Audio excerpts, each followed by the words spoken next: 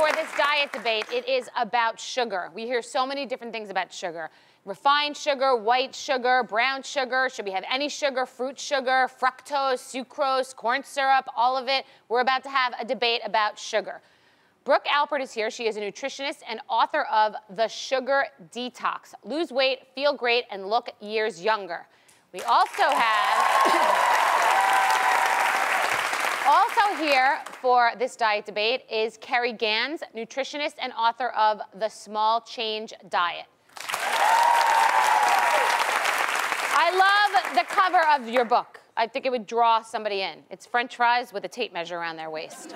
Okay, so Brooke, you believe that people should do a sugar detox. I believe that Americans especially are addicted to sugar. And the only way to break this addiction is by detoxing, cleansing, getting rid of it. So yes, a sugar detox is a great way to reduce your sugar cravings and get off that sugar addictive behavior. And the real detox is 30 days. The entire diet's 31 days. Okay. But we have 3 days in the beginning, that's the tough part. 3 days where I ask you to give up sugar for good, then we start gradually adding it back in. The first thing that I have a problem with is the word detox. Well, what's your philosophy? Before we even get to the problem with this. My philosophy is that all foods really do fit. Because when we demonize any one food, like say sugar is bad, people are going to want it that much more. And I rather encourage them not to look at what they shouldn't be eating, but what they should be eating more of. And when we talk about sugar, oh my God, sugar comes in so many different ways. What does that even mean to anyone? But this is where I really disagree. There are foods that are truly bad for you. There are foods that cause cancer. There are foods that are dangerous for you. How can that fit into a part of an everyday healthy diet? And that's where I disagree. Well,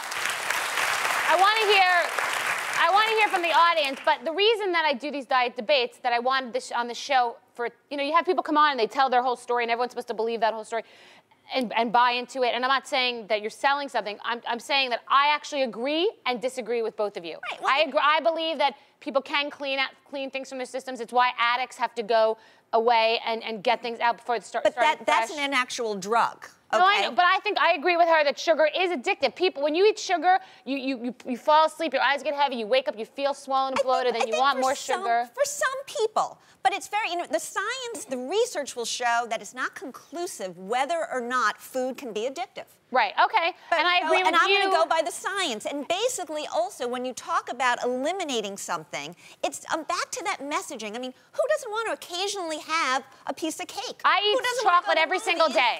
No, I agree. Who doesn't want to go to the movies and have Twizzlers? I agree with you. I agree. On occasion, I mean, I PMS. But that's PMS. What are we going to do? People don't.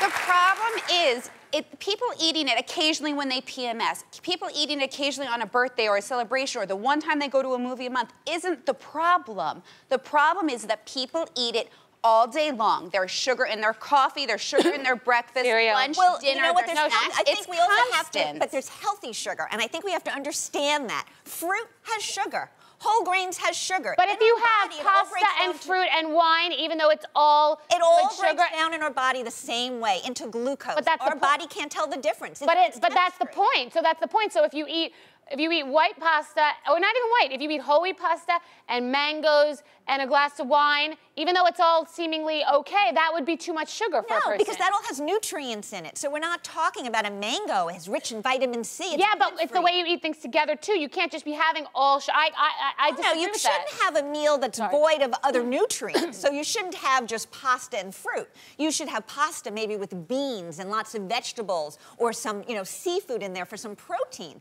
You also want to throw in some healthy fats. You want to educate how people are incorporating sugar, the right kind of sugar, into their diet. You want to make sure that people learn to eat a balanced meal.